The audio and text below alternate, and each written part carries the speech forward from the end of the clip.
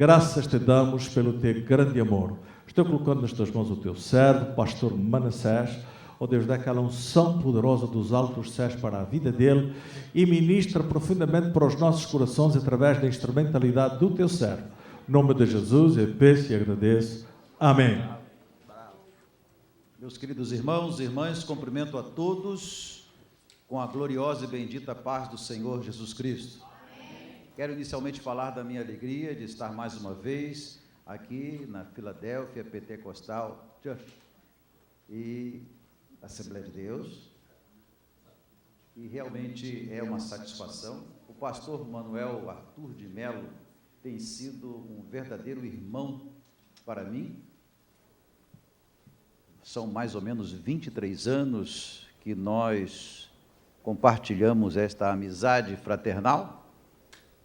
Eu vindo aqui, ele indo lá, e 23 anos, são muitos anos, né? São 23 anos de amizade e companheirismo na obra do Senhor nosso Deus. Quero também dizer da minha alegria de rever os irmãos que aqui estão, muitos também, desde essa longa jornada, as crianças, tanto dele quanto minhas, que cresceram e se casaram.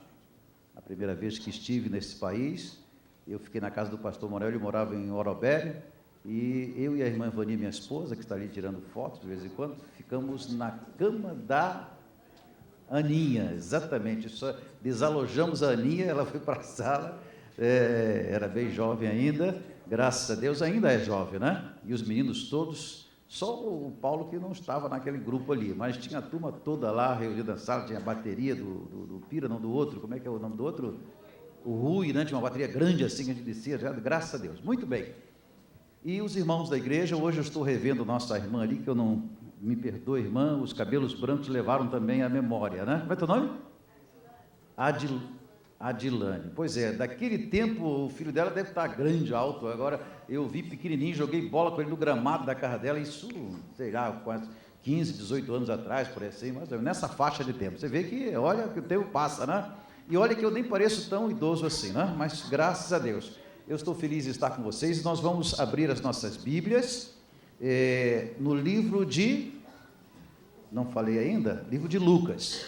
Enquanto você encontra Lucas capítulo 2, eu quero lembrar para os irmãos e dizer para aqueles que estão nos vendo pela primeira vez, eu sou pastor da Assembleia de Deus no bairro do Campinho, em Rio de Janeiro. E o bairro de Campinho, como o nome diz, é um bairro pequeno. Ele fica espremido entre Madureira e Jacarepaguá, que é imenso. Madureira é pequeno, relativamente comparando com Jacarepaguá. Mas é um bairro, né, do Rio de Janeiro, e nós estamos ali sendo beneficiados hoje pela linha do BRT, um tipo de ônibus novo que está sendo implantado no Rio de Janeiro, e para nós vai ficar muito bom. Estamos numa rua bem central, Rua Ana Teles, que é esquina com a Cândido Benício, onde tem a delegacia de polícia do bairro, a 28DP, e Deus tem nos abençoado nesse tempo. As nossas igrejas, que nós pastoreamos, tanto o pastor Manuel quanto eu, cresceu. A primeira vez que eu vim aqui, a igreja Filadélfia alugava o templo de uma outra igreja, e nós estávamos num salãozinho apertado, uma propriedade comprada, que hoje é uma congregação nossa, que eu tinha adquirido na época. O Senhor nos deu uma propriedade maior, nova, o Senhor nos deu essa propriedade também aqui. Nós tivemos aqui, a minha primeira vez foi no casamento da Fátima, ainda era um restaurante aqui. Você vê que, né, algumas coisas a memória lembra, né? E depois a igreja adquiriu este imóvel e transformou na casa do Senhor. É uma bênção. Então, sempre que venho aqui, eu me lembro e lembro essas coisas agradáveis. Hoje eu tenho um filho que já está há cerca de 8 anos aqui, trabalha na igreja, e a mãe tem sempre um coração de mãe, né? Eu por mim não via não, mas ela quer vir sempre e tal. Meu filhinho está lá e todo dia liga, se imagina, todo dia do ano, 365 vezes, desse filhinho aí que já está com mais de 30 anos. Tem mais de 30 anos ele, né? Tem, né? O pai, a gente nunca sabe as datas certas, não sei se você percebeu, né? Pai, você pergunta data, ele esquece de tudo, e tem data que você não pode esquecer, esquece, dá um problema, data de aniversário da esposa, data de casamento, só a graça de Deus, né? Mas vamos lá, Lucas capítulo 2, verso 1, do verso 1 ao verso 7, nós oramos, pedimos ao Senhor um tema condizente com a época que nós estamos vivendo, o contexto atual do mês de dezembro, né? E vamos ler aqui o texto numa versão revista e corrigida. Eu vou ler e você acompanha daí, por favor, atentamente, ver se eu estou lendo certo. Capítulo 2 de Lucas, verso 1, Lucas que era um médico, Lucas que não era discípulo de Jesus Cristo, na realidade era um homem muito culto e pesquisador. Ele estava trabalhando a mando de um tal Teófilo que bancava as despesas, né? Ele vai escrever o livro de Lucas, o Evangelho de Jesus Cristo segundo Lucas, e também o livro de Atos, né? E ele vai dar um caráter universalista para o texto de Lucas, diferentemente de Mateus, que era judeu, de Marcos, que era discípulo de Pedro, diferente de João, que escreve para a igreja, para o povo de Deus. Lucas, então, tem um caráter todo especial. Ele escreve aqui dizendo o seguinte: e aconteceu naqueles dias que saiu um decreto da parte de César Augusto. César Augusto, ele era imperador de Roma. Não está no texto não, estou só explicando, tá, gente? César Augusto era imperador de Roma, e ele foi imperador do ano 30 antes de Cristo nascer até o ano 14 depois de Cristo. Ele é imperador de Roma, e ele provoca este recenseamento que o verso 1 diz aqui, o decreto, é para que todos fossem recenseados, contados, com o objetivo de cobrar impostos. Então as famílias tinham que viajar para a cidade onde os seus antepassados viveram. É por isso que Maria e José saem da cidade onde eles estavam, Nazaré, não é isso? E vão para Belém, aonde estavam documentações e origem dos seus antepassados, por isso desta viagem. Então é o único personagem, digamos assim, importante do mundo que Deus usa, né? Deus trabalha através dele em benefício do nascimento de Jesus. Mas vamos acompanhar a leitura, né? Augusto César, para que todo o mundo se alistasse, porque Roma dominava o mundo da época, né?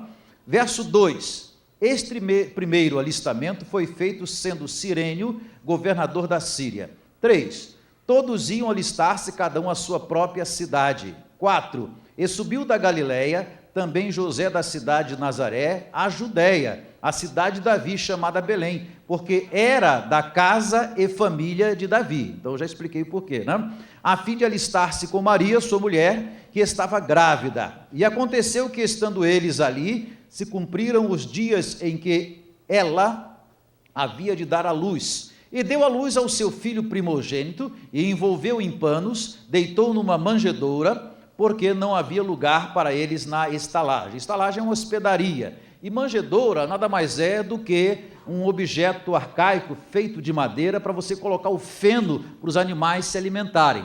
A manjedoura fica no estábulo, né? Uma cobertura só, não tem paredes laterais, são madeiras que cobrem um telhado também de palha e de feno, e ali vacas, cabritos, vêm se alimentar. Essa manjedoura é o lugarzinho, geralmente com madeiras cruzadas assim, aqui, acolá, e algumas colocadas de lado, você coloca o feno para então os animais se alimentarem. Então diz o texto aqui que nós lemos, o verso 7, envolveu em panos e deitou numa manjedoura. Então o primeiro berço de Jesus Cristo foi então o local onde os animais se alimentavam, comiam feno e palha. Muito bem. Agora eu quero chamar a sua atenção para um detalhe muito interessante. Nós estamos falando de Jesus, o Filho de Deus. Vamos então chegar a Deus. Quem é Deus? O Criador dos céus e da terra. Quando nós lemos João, o Evangelho de Jesus Cristo segundo João, logo no seu início, ele diz assim: no princípio era o verbo, isto é, no princípio era a palavra, e a palavra estava com Deus, e através da palavra Deus realizou tudo. Então nós chegamos à conclusão que Deus fala e as coisas acontecem. Aí você pula para o Gênesis e você vê que a terra era sem forma e vazia, como os outros planetas que o homem tem descoberto através das suas espaçonaves. É isso? E a terra também era assim, mas Deus, com a sua palavra, ele separou terra da água, ele organizou o firmamento, e ele começou a criar coisas, e diz a Bíblia que durante 7 dias, ou 6 dias, 7 dias, ele trabalhou para construir este que seria a nossa habitação, o nosso habitat. Ele pensou em Adão e Eva e uma população para a terra, diferente dos anjos. Segundo a Bíblia, nesta época, Satanás já havia desobedecido a Deus e sido expulso dos céus. ele já estava por aqui, e Deus resolve então preparar uma outra criação. Os anjos são criação de Deus. Satanás e uma terceira parte dos céus que saiu com ele do céu, foi expulsa por Deus, também são criação de Deus. E Deus não quis exterminar Satanás, deixou, ele desobedeceu, porque Deus deu a ele liberdade, aquilo que a teologia chama de livre-arbítrio. Satanás podia escolher, e ele cresceu tanto, que ele queria ser igual a Deus e outras coisas mais. Muito bem, Deus então prepara essa terra, e ele pensa em seu coração, vou fazer um outro tipo de criatura, diferente dos anjos. O livro de Salmos vai dizer que nós somos um pouquinho menor do que os anjos, e Deus cria o homem e a mulher, e coloca no jardim do Éden, uma parte desta terra separada por Deus, para que ali fosse como um laboratório de criação, e ele coloca então toda a fauna, toda a vegetação, animais diversos, e forma lá o homem e a mulher, inicialmente o homem, e diz a Bíblia que o homem se sentia só naquela vastidão, tudo tão bonito, tantas flores, tanta coisa linda, lagos, cachoeiras, mas o homem estava só, e Deus resolveu trazer companhia para a vida do homem, fazendo a mulher,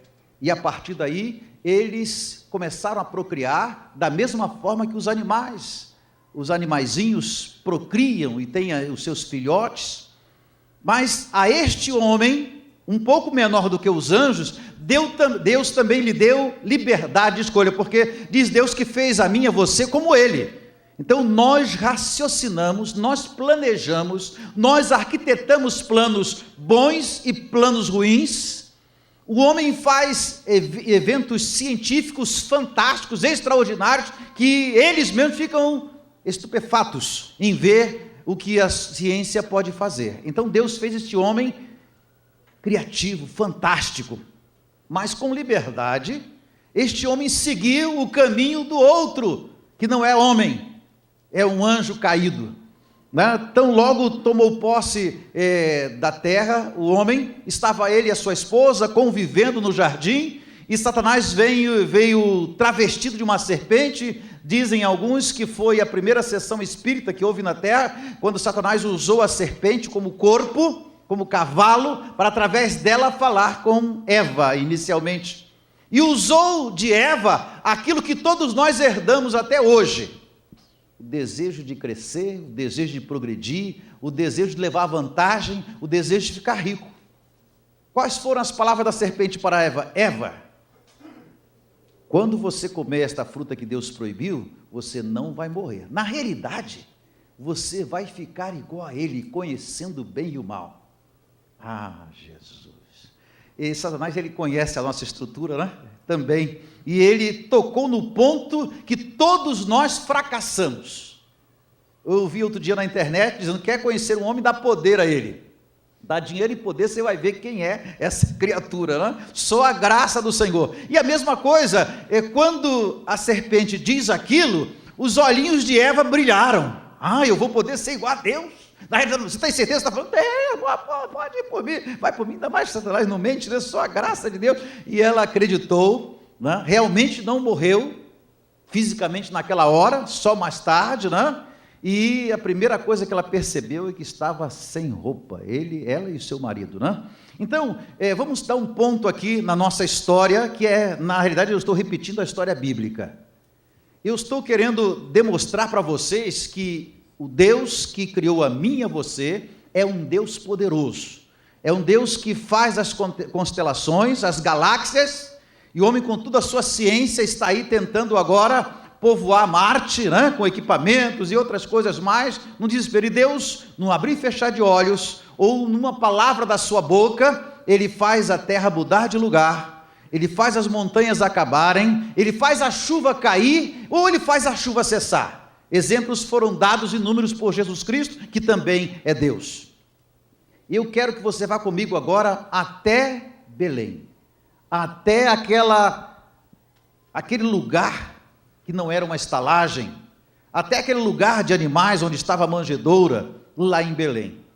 E você, pelos olhos da imaginação, contempla Maria e José, que eram os pais, a criança naquele berço, entre parênteses, aquela manjedoura dos animais comerem capim, E você olha aquele quadro, vamos supor que você não esteja lá, está só olhando, né? E você pensa com seus botões, como é que pode um Deus tão poderoso, que faz céu e terra, tem em suas mãos as nossas vidas, em todo o poder está na mão, como é que ele permite que o seu filho não tenha nenhum berço? Você sabe que hoje em dia, pelo menos lá no Brasil, é assim, quando a mãe é muito pobre, vai ter a criança, todo mundo, vamos comprar um berço, vamos fazer o enxoval, sei lá, o chá de bebê, e não, porque a criança não pode nascer sem o berço, não pode nascer sem as coisas principais, mas Jesus nasceu, não tinha um enxoval, não tinha uma fralda para trocar, e nem um lugar para deitar. Aí você começa a pensar, mas por que Deus agiu assim? Deve ter algum objetivo. Este é o tema da nossa mensagem hoje. Porque Jesus nasceu em condições tão humildes, né? Porque Jesus nasceu em condições tão humildes. Existe uma explicação bíblica para isso? Eu sei que a sua cabeça está rodando agora aí, né? Tem. Batata botou, o Jerimo estendeu. A nossa mente é fantástica, né? Sentado aí onde vocês estão, vocês podem viajar até para o Brasil, vão e voltam várias vezes durante a mensagem. Dependendo da mensagem, né? A mente viaja, vai longe e volta. Mas eu queria que você pensasse aí, você tem uma razão justa? Eu vou tentar apresentar algumas razões, aliás, 3 razões, né? 3 lições vindas da manjedoura. Vamos ver se combina com a sua, né? Talvez você já imaginou, e até depois do culto, seu pastor, olha, na minha opinião, Jesus nasceu em condições tão humildes, por isso, amém. Eu tenho 2, eu tenho 4, eu vou ficar feliz em ouvi-lo, em ouvi-la também. Mas vamos então voltar à manjedoura. 3 lições da manjedoura. A primeira lição da manjedoura, Jesus envia seu filho em condições tão modestas para, primeiramente, provocar uma coisa muito importante que nós já aprendemos e às vezes falamos em nossos estudos bíblicos na igreja. Deus capacita aquele a quem Ele escolhe. Então, se Deus escolhe alguém para ser diácono, para ser pastor, para dirigir uma igreja, mesmo que o homem que nós imaginemos que aquela pessoa não tem condições, mas Deus vai capacitar aquela pessoa para que o trabalho seja feito. Ele disse para Moisés, quando Deus o chamou, Moisés, eu quero que tu vá lá no Egito, volta e traga o povo. Aí Moisés diz, olha, eu sou perneta, a minha língua é grande, eu sou careca, eu estou com 80 anos, um monte de defeito. Moisés, tem crise, Moisés. Não é você que vai fazer o trabalho, é eu que vou trabalhar através de você. Então não importa o grande elenco de capacidades que nós tenhamos, as nossas formações, o importante é que nós nos deixemos usar pelo Senhor. Então, o primeiro ponto que nós devemos olhar é para Maria. Maria, socialmente, era uma pessoa desconhecida. Maria não fazia parte das páginas sociais, né? Não era aquela pessoa badalada, onde todo mundo ia na casa dela para visitar e tal. Maria é famosa. Não, Maria era uma jovem desposada com seu marido.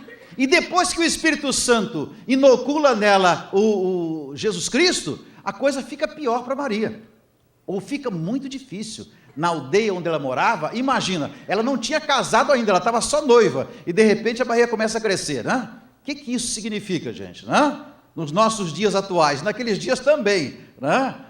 Ou eles se anteciparam, né, o noivo apressadinho, o tal de José, né, tá, antes de casar, ou então ela pulou o muro, pulou a cerca, sei lá, foi o padeiro, bom, enfim, eu estou trazendo para a nossa realidade de hoje aqui. Na época não era muito diferente não, gente, na época não era muito diferente, e aí a coisa ficou azul, vermelha, listrada por lá de Maria, e Deus fala com José, e José estava, né, também enfurecido. Ele crente, mas não estava acreditando muito naquele negócio de Espírito Santo, não. Ele estava meio nervoso. Então Deus falou com ele, olha, take it easy, José. Sou eu que estou falando contigo. Além de você se acalmar, keep calma, né? Acho que é isso, né? Fique calmo. Aquele slogan em inglês, né? Além de você ficar calmo, você vai assumi-la como esposa. Vai chegar diante da sociedade, colocar a mão no ombro dizendo, olha, ninguém toca, ninguém fala porque ela é minha esposa. Então você como noivo, assumindo ela grávida, barriguda, todo mundo vai calar o bico. Ah, foi ele mesmo, tá vendo? Se pilantra, safado, mas ele está assumindo. Machão, né? Naquele tempo não tinha negócio de cartório, né? Casamento assim, mas ele assumiu, olha, é minha esposa, tá, mulher verdadeira. Aí a coisa melhorou, acalmou, o tempo foi passando. Mas o que eu queria mostrar para você é a característica que Jesus, a forma como Jesus trabalha. Ele vai pegar uma menina simples, desconhecida, da linhagem que Deus queria, tanto ela quanto ele, mas os dois bem humildes. E aí, a humildade, vamos para a manjedoura, inerente à manjedoura. A maioria das cenas de nascimento retrata Jesus na manjedoura. Então, todo grande evento pede uma grande festa. Quando os nossos filhos completam um ano de vida, o primeiro ano, geralmente se faz aquela festa mais forte, né? Eu até já presenciei algumas festas aqui nesses 23 anos que eu venho. Primeiro ano de vida, casamento, mas primeiro ano, nascimento, é uma festa, viu aqui hoje? A apresentação da criança, né? Que maravilha, né? Aquela alegria do pai, da mãe, do avô, do tio, todo mundo, né? O avô principalmente fica babando o garoto, tem que tomar cuidado, colocar um paninho, viu? O avô fica babando assim em cima do vovô e vó, é a coisa mais boba que tem para com o neto, sabe? Só a graça, eu falo de mim mesmo, né? Eu tenho uma menina mais nova do Kleber, que é a Rafaela, e tem o Fernando, que está com 2 anos. E o Fernando diz assim: vô, eu te amo. Rapaz, só Jesus. Se ele pedir meu dinheiro, todo tem no bolso, a carteira, eu faço tudo. Vô, tira a roupa, eu tiro a roupa. Só a graça de Deus. O neto é uma coisa, e neta fantástica, gente, que amolece o coração. Eu vi um pastor dizendo assim: se eu soubesse que neto era tão bom, eu teria o neto primeiro do que os filhos. Né? Só a graça de Deus. É possível isso. Mas voltemos aqui então à manjedoura. Jesus Cristo então está lá, sozinho com José e Maria, e nós percebemos que Maria não teve nenhuma parteira para lhe ajudar na hora do nascimento do filho. Foi parto natural, óbvio, né? Não tem outro jeito, parto natural. E o parteiro foi o próprio José.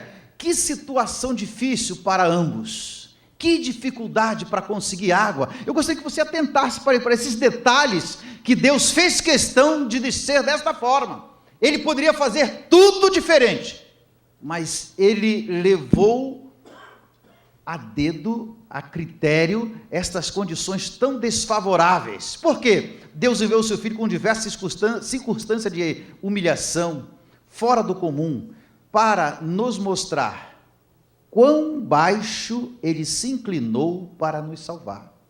Isto reflete o amor e a bondade de Deus. Deus, que é supremo, autor e criador de todas as coisas, e mantém em suas mãos tudo o que nós possamos pensar. Mas ele se humilhou e fez com que as condições de nascimento de seus filhos fossem tão humildes, que alguém que visse não imaginaria nunca que ali estava nascendo o Rei dos Reis, o Senhor dos Senhores. Os pastores que foram avisados e estavam no campo, naquele período de março a dezembro, os rebanhos ficam no campo, é época de verão, depois de dezembro para frente entra o inverno, e cai neve também, lá naquela região, hoje pelo menos cai, não sei na época se caía, aí o rebanho vai para dentro dos alojamentos, mas naquela época ficavam no campo, e os pastores dormiam, ou ficavam à noite velando, e lá eles viram a estrela anunciando. Também reis que buscavam na astronomia, não é astrologia, astronomia, estudavam as estrelas e viram as mudanças e acompanharam e foram até lá, né? E também acompanharam. Fora esses, mais ninguém tomou conhecimento deste fato tão maravilhoso. A própria família estava bem longe, lá em Nazaré. Então, a segunda coisa que nós queremos analisar com vocês, a segunda lição da manjedoura, é o grande poder de Deus. O grande poder de Deus neste fato do nascimento. Quando Deus enviou o seu Filho ao mundo, ele se empenhou para evitar o aspecto que fosse credenciais messiânicas a Cristo. Ele não queria que a humanidade da época, principalmente os judeus, soubessem que Jesus é o Messias. E se você já leu os 4 evangelhos, que contam o evangelho de Jesus, se não leu, leia. E hoje, comece a ler o evangelho de Marcos. Você vai ver que detalhe interessante. Quando Jesus começa, Marcos ele foi discípulo de Pedro. Marcos não foi discípulo de Jesus também. Mas Pedro, um dos principais apóstolos, né, conta detalhes. Quando Jesus começa a pregar lá na Judéia, não foi em Jerusalém, onde ficava o templo, onde ficavam as autoridades da religião, Jesus fazia curas e milagres e dizia para as pessoas: não conta para ninguém. Pega, não acredite em mim não, pega hoje o livro de Marcos e coma o livro de Marcos todo antes de você dormir, você vai ver que coisa fantástica. Se tiver uma leitura assim mais suave, uma linguagem de hoje, uma NVI, você vai ver que fantástico, né? O que Jesus pratica ali. Marcos está dando os detalhes que os outros não percebem. É o primeiro livro a ser escrito, o primeiro evangelho de Cristo é o de Marcos, e ele vai dar detalhes, nuances muito interessantes, porque Jesus não queria, como era o plano de Deus, que as autoridades judaicas soubessem que Jesus Cristo estava já na terra antes do tempo preciso. Ele veio para trazer a mensagem do evangelho, ele veio para trazer a mensagem salvadora, ele veio para revelar à humanidade o seu poder e a sua graça, porque no momento em que as autoridades da religião soubessem, iriam fazer o que fizeram, iriam matá-lo para não derrubar o judaísmo, porque Jesus Cristo veio para trazer uma nova vida, Jesus Cristo veio para trazer uma nova condição. Por Moisés veio a lei, mas por Jesus veio a graça não existia naquela época, na época era por lei, você só recebia quando você cumprisse um mandamento da lei. Hoje você não cumpre o mandamento da lei, hoje você recebe Cristo e é abençoado, depois que é abençoado, aí que você é cumpridor do evangelho de Cristo. A coisa mudou, antigamente era a lei primeiro, hoje a lei vem depois, pelos nossos frutos, porque eu fui salvo pela graça do Senhor nosso Deus. Então quando Deus enviou o seu Filho, Ele se empenhou em evitar este aspecto de noticiário, jornal, tal, televisão, internet, nada de silêncio, né? Só a graça do Senhor. O fato é que nenhuma instituição política ou religiosa jamais esteve por trás de Jesus no seu nascimento e durante o seu ministério. Jesus fazia parte de que igreja? Jesus fazia parte de qual grupo religioso lá? Do Sinédrio, fazia parte dos fariseus, dos saduceus, Jebuseus está lá, é bem antigo, esquece, apaga, risca Jebuseus, que é um outro grupo, não tem nada a ver com essa época de Jerusalém. Mas muito bem, ele não fazia parte de nenhum grupo religioso, não tinha ninguém por trás dando retaguarda. Quando ele começou a pregar, quando ele começou a chamar os discípulos, talvez você pode dizer, mas você está seguindo qual rabi, né? Qual sacerdote, de que linhagem que você é?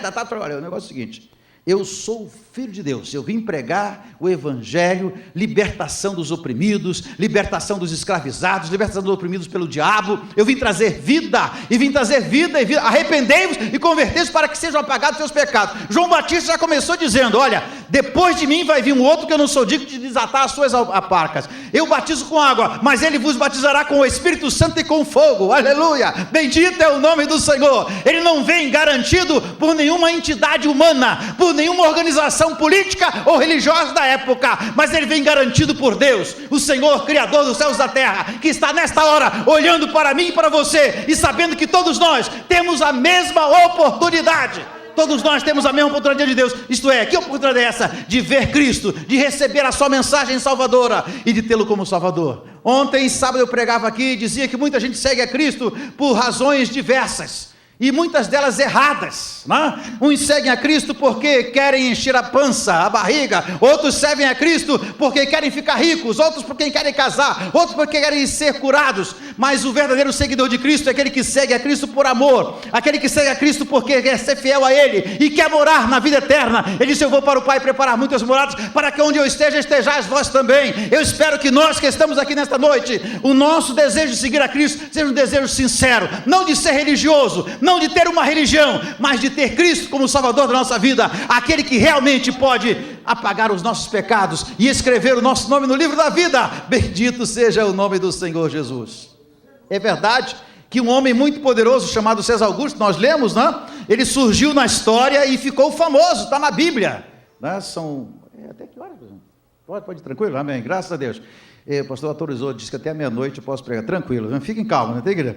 E muito bem, nem um homem muito poderoso, mas César Augusto, você leu no verso 2 aqui, né? Surgiu na história, e ele ficou famoso por causa de Jesus. Deus usou César, né, Augusto na época, para fazer o decreto, porque já estava. Se você ler Gálatas 4:4, diz assim, se alguém fez administração de empresas aqui, a coisa deve saber o que é planejamento, né? A curto prazo, médio e longo prazo. Gálatas 4:4, Paulo diz assim, mas vindo a plenitude dos tempos. É como se houvesse do céu um grande mapa planejado, quando Deus falou lá em Gênesis 3:15, né, que o fruto da mulher pisaria na cabeça da serpente. né? Gênesis 3:15, lá no início da criação, passaram-se mais de 2000 anos, e vem acompanhando os fatos, os acontecimentos. Aí Gálatas 4:4, Paulo diz assim: vindo à plenitude, chegou a época de nascer Jesus, mas vindo à plenitude dos tempos, Deus enviou o seu Filho, nascido sob a lei, para libertar os que estavam debaixo da lei. Aleluia, porque a lei não salva, é só a graça do Senhor. A lei ameniza, né? Você matava um animal, derramava sangue e outros sacrifícios, animais, mas hoje o sacrifício de Cristo perdoa a todos nós que o recebemos como nosso Salvador. E aí então ele nasce para fazer a obra que estava destinada a ele fazer. Bendito seja o nome do Senhor. E por quê? Jesus tinha que nascer em Belém. No livro de Miqueias, capítulo 5 e verso 2, diz que a cidade que Jesus haveria de nascer, muitas profecias havia sobre Miqueias, está na Bíblia assim, já, esse livro é um livro da Bíblia, tá? Miqueias não é meio estranho assim, mas Miqueias 5 e 2 diz que ele nasceria em Belém. E eles estavam lá em Nazaré. Aí Deus usa César, catuca César, está na hora de fazer o recenseamento, você precisa de dinheiro, mais dinheiro aí e tal, faz o recenseamento, você vê que tem mais gente, a população é maior, e você vai ganhar mais dinheiro, mais impostos, para aqueles que não estão cadastrados ainda, né? E ele faz esse decreto, e José e Maria vão lá para Belém, que era a cidade onde Jesus tinha que nascer. Bendito e glorificado o Senhor. Você vê aí que, apesar de toda a humildade, Deus está por trás, fazendo os acontecimentos. O mundo classifica as pessoas de acordo com o respeito e a admiração que elas adquirem, né? Geralmente a pessoa diz: olha, eu sou filho de fulano, meu pai era fazendeiro, né? Meu pai era um grande jurídico, ou meu pai era senador da república e tal. Então a pessoa, ao chegar, todo mundo já olha com certo respeito, só pela origem. Jesus Cristo chegava e dizia: olha, eu nasci em Belém, eu deitei numa manjedoura, só a graça de Deus. Meu pai José e Maria nunca fizeram escola, não foram formados por nada, só Jesus. E eu fui gerado na barriga da minha mãe e eles não tinham nem casado ainda. Credenciais tão horríveis, né? Tão simples. Mas o que Deus está fazendo? Deus está comparando as condições de Jesus vir a este mundo às condições mais difíceis que nós às vezes passamos. Jesus não veio para os certinhos, Jesus não veio para os perfeitos, Jesus não veio para aqueles que estão ricos, para aquele que tem bênção. Jesus veio para todos, tanto para aquele que é rico como que é pobre, para aquele que é são, para aquele que é doente. Ele veio então para todos. Então esta forma que Deus fez para que ele nascesse é para mostrar que ele é poderoso e pode do pequeno, ele pode do nada fazer uma grande mulher e um grande homem. Bendito e glorificado seja o nome do Senhor. Então, a terceira mensagem da manjedoura, a comunhão de Deus com os humildes. A última mensagem da manjedoura é que Deus não hesita em entrar nos lugares e participar com aquelas pessoas que parecem inferiores aos olhares do mundo. O Evangelho, durante muitos anos no Brasil, foi considerado religião de pobre. Por quê?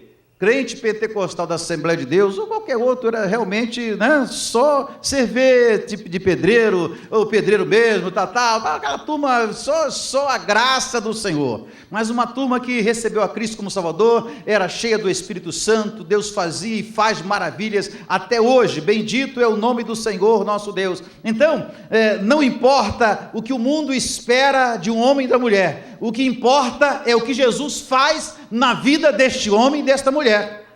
Porque quando Deus começa a operar na nossa vida, nós saímos do anonimato. Eu não conheço a vida desses homens que estão aqui. Não sei se eles nasceram em berço de ouro, são filhos de senadores, filhos de presidente da república, ou coisa parecida, né? Mas hoje estão sentados aqui com honrarias, não só aqui, como qualquer outra igreja onde estiverem. Por quê? Não pela herança do pai ou da mãe, não pela riqueza que o pai e a mãe trouxe, mas pela graça de Deus que foi derramada sobre eles. Hoje nós ouvimos pessoas assumir o púlpito e pregar o Evangelho, e muitas vezes conseguiu fazer apenas um seminário teológico, e não tem nenhuma universidade famosa no seu currículo, nem fez pós-graduação em Harvard, nada, mas prega a palavra do Senhor com veemência, com autoridade e toca os nossos corações. Aleluia! É este Deus que nós conhecemos e precisamos amar mais e mais. Nós hoje não somos classificados pela nossa herança. Eu sou filho de um pedreiro, eu nasci num lar humilde, cresci muito humilde mesmo. E quando eu viajo para os lugares do mundo, quase a Europa toda, Brasil, América Central, e eu fico às vezes impressionado, não é? Sou recebido por autoridades, por igrejas, por grupos, como se eu fosse alguém muito importante. Aí eu preciso sempre me lembrar que eu estou sendo honrado ou recebido, não porque eu sou bonito, porque eu sei que eu não sou bonito, não pela minha herança, filho do senador fulano de tal, não, isso aí foi filho do Lula, nada disso, ninguém quer saber o nome do meu pai. Quem é ele? Ele é pregador do evangelho, aleluia. O que me faz, o que mudou a minha vida completamente, não foi a herança que meu pai me deixou, mas sim a herança que Deus tem colocado em minhas mãos, em minha vida, e Ele quer fazer isso com você, minha irmã e meu, não importa a idade que você tenha, se você é jovem, se você está na meia idade, Deus ainda pode trabalhar grandemente na tua vida, e fazer você muito mais do que você é, ou até pensou em ser, ou imagina ser. Nós servimos a este mesmo Salvador, e portanto não devemos ficar desencorajados quando a vida parece difícil, quando as dificuldades crescem, aumentam a cada dia diante de nós, e nós imaginamos que vamos sucumbir. Mas nós olhamos para a Bíblia e vemos que o choro pode durar uma noite, mas a alegria vem pela manhã. Exatamente, nós passamos por lutas, por provas, mas o Senhor está conosco e vai nos dar vitória. Aquele que não crê, aquele que não tem Cristo como Salvador da sua vida, quando passa por uma luta tem vontade de se matar, quando passa por uma luta vai para a bebida, vai para as drogas, mas aquele que tem Cristo como Consolador da sua vida e o Espírito Santo, ele espera no Senhor, sabe que a luta vai passar, não sabe quando, nem a hora, mas Deus vai dar vitória, porque o apóstolo Paulo inclusive diz, todas as coisas contribuem para o bem daqueles que servem ao Senhor, mesmo que seja uma chuva de vento, mesmo que seja um monte de gelo na sua cabeça, mas de alguma maneira, Deus vai operar grandemente, isso é fé, gente, aleluia. E às vezes você encontra meu irmãozinho, aconteceu, caiu aí a casa, caiu não sei o que, aí o Senhor diz, olha, Jesus vai te dar uma grande bênção. É mesmo? Exato, prepara a luta, né? Tudo contribui para o bem, espera que alguma coisa vai acontecer, e depois mais na frente, ele vai receber uma casa nova, saiu lá, o prefeito, o governador, alguma coisa aconteceu, ele pastor, estou feliz da vida, olha só, pois é, Jesus é maravilhoso. Então, se algo de mal está acontecendo na tua vida, que você não planejou, saiba, se você colocar as suas mãos, a sua vida, nas mãos do Senhor, Ele vai te sustentar e te dar vitória. Deus não vai livrar as lutas, dificuldades que poderão vir, mas Ele vai estar com você na luta, no desemprego, na dificuldade, Ele vai estar com você e vai fazer como Davi, ainda que eu passe pelo vale da sombra da morte, não temerei mal algum, porque o Senhor está comigo. Bendito e glorificado seja o nome do Senhor Jesus. Quando pensamos em Jesus no estábulo, na companhia de pessoas humildes, percebemos que Deus não evita a simplicidade. Mais tarde ele também vai aos palácios, mais tarde também ele vai à casa de ricos, vai à casa de pessoas que roubam o governo e o povo, como o caso de Zaqueu. Ele não tem vergonha de entrar em lugar nenhum, desde que seja para lá, de lá, tirar pessoas que precisam ser renovadas, transformadas pelo poder de Deus. Meus queridos, este Jesus Cristo da manjedoura não tem nada a ver com Papai Noel, não tem nada a ver com os presentes de hoje, é isso? Nós nem sabemos a data correta, mas ele é real, né? O nascimento de Jesus Cristo não é uma presença de espírito, não é uma situação espiritual que eu estou sentindo, emocional, nada disso, é real. Jesus nasceu sinceramente, ele viveu, morreu e nos deu vida e vida com abundância. O nascimento de Jesus deve ser comemorado. Eu comemoro, eu fico alegre. Se pudesse, comemoraria o ano todo dia Natal de Jesus, todo dia. Bendito seja o nome de Jesus. É real, Jesus nasceu mesmo, não é mentira, não é história da carochinha. E eu comemoro o nascimento de Jesus como comemoro o nascimento dos meus filhos. Bendito é o nome do Senhor, porque Ele mudou a minha vida, Ele transformou o meu viver, me tirou do anonimato e hoje eu sou um servo de Deus, aleluia, um porta-voz da mensagem de Cristo, como os discípulos foram, de meros pescadores, a homens que escreveram a história do cristianismo neste mundo. Deus quer usar você. Deus usa pessoas também importantes, como um senador da república lá na época de Israel, que era discípulo de Jesus Cristo também, mas aquele chamado discípulo oculto, um homem fino, rico, e que doou o local onde Jesus foi enterrado, chamado José de Arimateia. Então Deus usa tanto pobres, humildes, ele nasceu na condição mais baixa possível, para que ele pudesse dali ir alcançando todas as faixas da sociedade. Eu convido a igreja para ficar de pé. Nós estamos no mês de dezembro, relembrando. Alguns relembram de forma errada o nascimento de Cristo, outros não querem relembrar, outros não sabem exatamente quem é Cristo, mas eu quero dizer para você que Jesus Cristo é vivo e poderoso, e a razão desta igreja existir é porque Cristo nasceu, viveu e morreu no Calvário para nos dar vida e vida com abundância. O meu amigo tecladista, você pode tocar aqui o teclado um pouquinho? Eu queria cantar assim: Jesus Cristo mudou meu viver. Jesus Cristo mudou meu viver. Olha, eu quero que você observe a letra. Não foi a religião, não foi a igreja que mudou meu viver. Jesus Cristo mudou meu viver. Não o Jesus que está pregado na parede, não o Jesus histórico, não o Jesus que é comentado no jornal, mas o Jesus que está conosco aqui nesta noite. Você não está vendo, mas Ele está te vendo e está olhando para você. Este Jesus, que é Espírito e verdade, Ele pode mudar a tua vida completamente.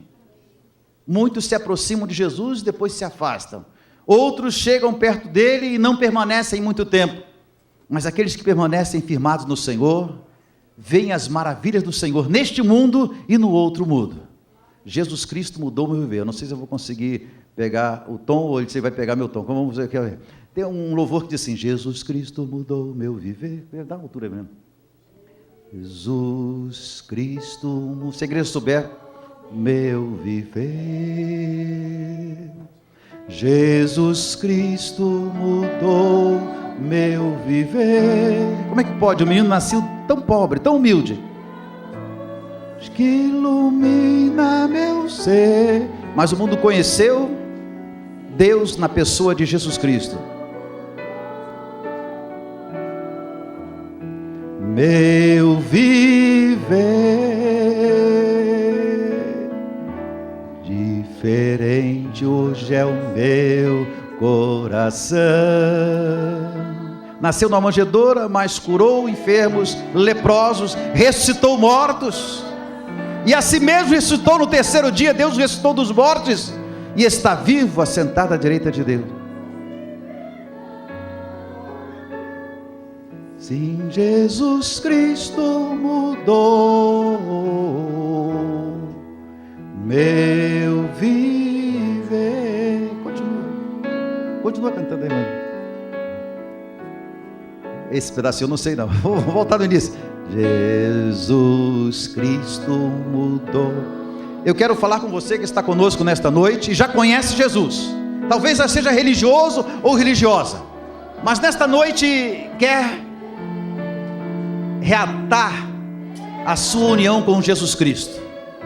Nesta noite quer renovar a sua aliança com Cristo e Jesus Cristo. Eu estou aqui, e a tua palavra, o teu Espírito Santo tocou lá no fundo do meu coração. Eu preciso de ti, eu preciso da tua graça na minha vida, eu preciso ser alimentado por ti, fortalecido por ti. Eu também quero morar nas mansões celestiais que tu fostes preparar para mim. E eu entendi nesta noite que não é pela igreja, não é pela religião, não é pelo meu pai ou pela minha mãe, mas eu mesmo preciso abrir o meu coração para que tu venhas morar na minha vida. Não basta conhecer-te, Jesus, não basta te amar, é preciso ter a ti como meu Salvador. Há conosco um moço, uma moça, um senhor, uma senhora, um jovem, um garoto, um idoso que quer nesta noite renovar a sua aliança com Cristo, dizer: Senhor, eu quero me entregar a Ti, eu quero que Tu tome contas da minha vida daqui até o fim, Senhor. Eu quero ser Teu servo, a Tua serva, eu quero Te servir. Se alguém sentido este desejo no seu coração, eu quero convidar você para dar um sinal com a sua mão. Levante a sua mão assim, nós queremos fazer uma oração especial por você nesta noite, apresentar a sua vida a Jesus Cristo, como manda a palavra do Senhor, a Bíblia Sagrada. Deus usa homens simples, falhos, como o próprio Jesus Cristo, para falar com outros, para falar com outras. E hoje você está tendo a oportunidade maravilhosa de receber em teu coração, não o Jesus da manjedoura, mas o Jesus que morreu no Calvário e lá derramou o seu sangue para que você possa ter vida e vida com abundância.